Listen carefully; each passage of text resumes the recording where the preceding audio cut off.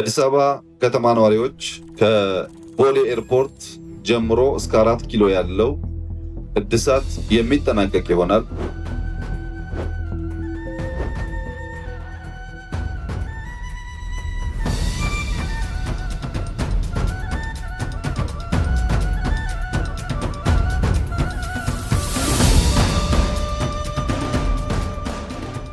በቦሌ መንገድ ላይ ከምናደርገው ስራ በተጨማሪ የቤተ መንግስቱንና ይሄኛውን እናገናኛለን።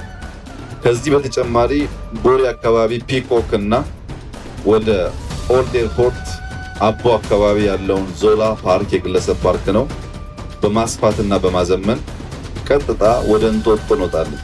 እንጦጦ በዊኬንድ ከ100,000 ሰው በላይ የሚሮጥበት ወክ የሚያደርግበት የሚዝናናበት ስፍራ እንዲሆን የዲዛይን ስራ እና ሀብት የማፈላለግ ስራ እያጠናቀቅን ሲሆን እነዚህን ደምረን ለህዝብ ክፍት ስናደርግ አዲስ አበባ እንደ ስሟ አበባ መሆኗ ብቻ ሳይሆን ቱሪስቶች በስፋት የሚመጡባት የኮንፈረንስ ከተማ የመሆን እድሏን ያሰፋዋል።